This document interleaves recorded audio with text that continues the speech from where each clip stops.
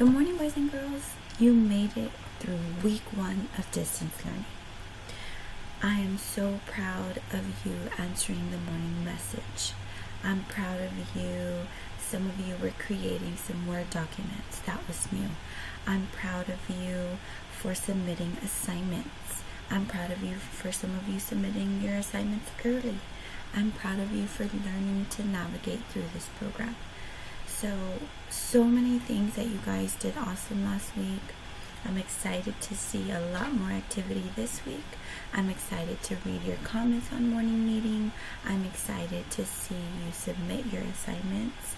And I know that this week you're going to feel a lot more confident, a lot more comfortable with working through Microsoft Teams. So we're going to get started. Today's our first day, start of week 2. Happy Monday. And we're still talking about sentences. Sentences are important. This is how we write. This is how we relay information. So we know that a sentence has to be complete. So it has to have some specific parts, like a subject. Who or what is the sentence is about? A predicate. What did that subject do, or how are we describing something about that subject? And of course it has to have a complete thought, because we've learned that we can have a phrase that has a subject and a predicate, but it can't stand alone. So very important when you're reading through sentences that you are finding subjects, that you are finding predicates, but you're also making sure that is a complete thought. So today we're going to learn something that can be a mistake when we're writing. And that is called a run-on. So we're going to look at our instructions here. Okay, on babysitting is not for babies. And it says we're going to circle R if the sentence is a run-on sentence. So, if you haven't watched the YouTube video I linked, stop this video, go back, watch that, and then come back to me. That video is going to explain a lot about run-on sentences, but we'll still review. A run-on sentence is when you have 2 or more sentences running on. Okay? Think about if you're going on, if you're running on, that means it's continuously going, it's not stopping anywhere. And you know that a complete sentence needs to stop somewhere so that the reader can take a breath, so they can stop and focus on that complete thought before they go on to another complete thought. Okay? We're going to circle C if it's correct. So correct meaning it's a complete sentence, it stands alone, and it's good. So let's look at number 1. Babysitting for a younger brother or sister can be challenging. Okay? So I'm thinking about finding a subject and a predicate and a complete thought. Well, I see something here. Something can be challenging. That's my action.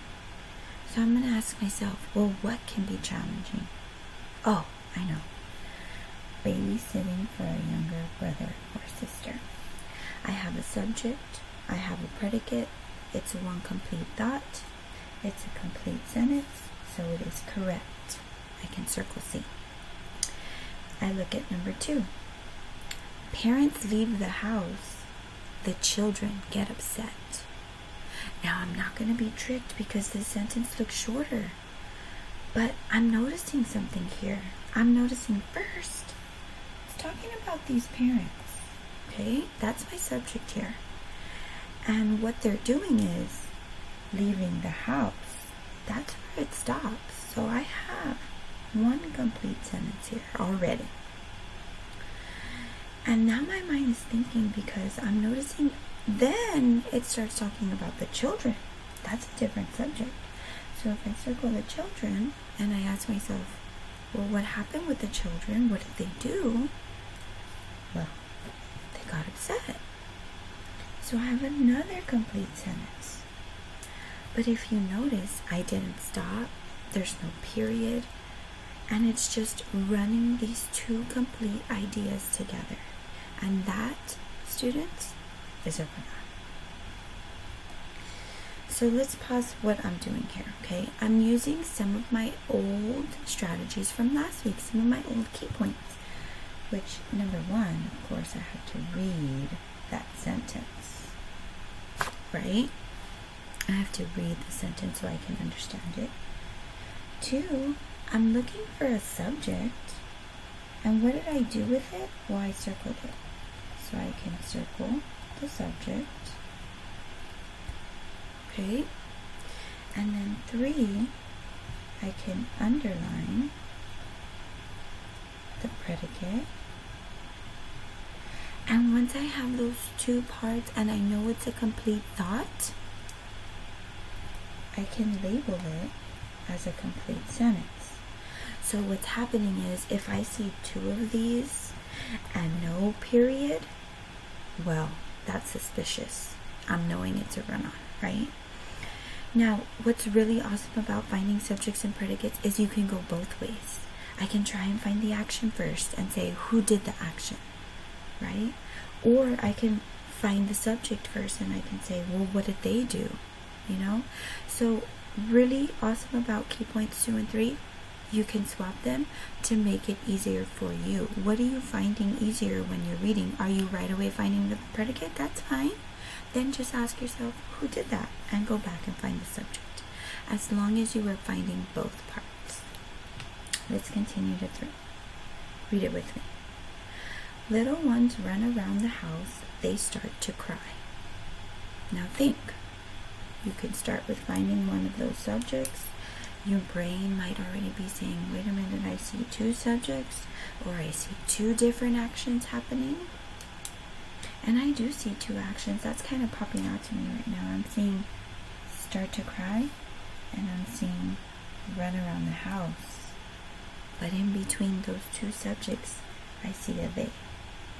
Now remember, they is the subject because it represents someone or something, right? And here, it's representing the little ones, but it's still a subject. And now I have 2 subjects, 2 predicates, and no period.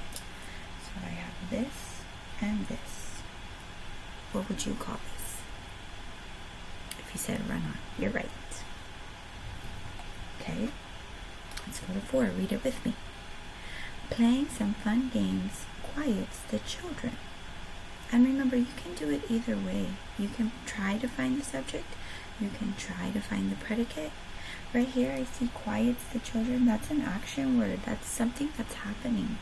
And I could say, what quiets the children? Oh, playing some fun games. Now, playing might look like an action, but they're not using it as an action here. They're using it as a subject, as a thing, like an activity, right? So this is complete. I'm just going to give you a little note here so you can see why this is the subject, because it's an activity. Like if I say playing video games, that's an activity. And then if I wanted to add a predicate about that, I could say playing video games is fun, right? So I'm describing the activity. Let's go to the last one, number 5. Read it with me. Get ready. Playing outside can also help let out energy. I see some action words here, like can also help. So this gives me a sign, a clue that this is my predicate, right? And I can say, well, what can help us let out energy? Oh, playing outside. So how do I label it? What's my 4th key point? Label it CS.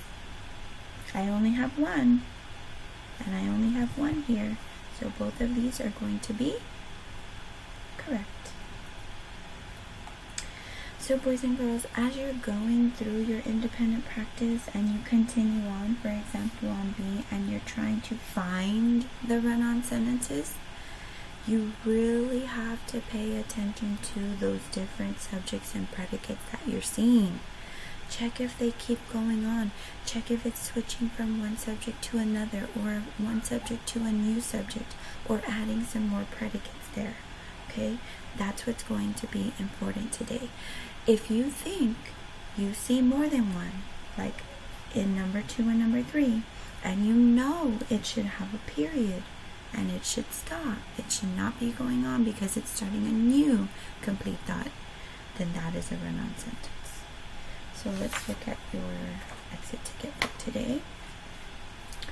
You're going to, of course, proofread the passage, okay?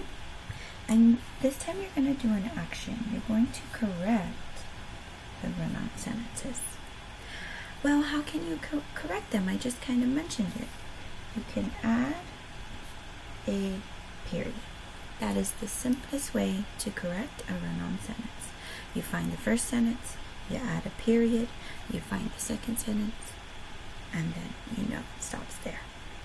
So as you're reading through this passage and you're working on your exit ticket on Teams, okay, and I've titled the assignment a biking challenge so you can find it easily, but you are going to have to be writing these sentences with the punctuation in the correct spot, with the period in the correct spot. Or maybe it's a question and you need a question mark, or maybe it's an exciting statement and you need an exclamation point. As long as you are not allowing these sentences to run on and you are stopping them so that the reader can know, okay, this is the end of a complete thought, I could take a breath and move on with the rest of the story. So good luck today, boys and girls. Please, always, some really good tips is look at all the videos I have for you. Look at the little link that says files. Under that you have anchor charts, okay? Go ahead and reread any instructions before you go on each part. Make sure you're reading the instructions, and I hope you have a wonderful day, okay? And I'll see you tomorrow. Bye-bye.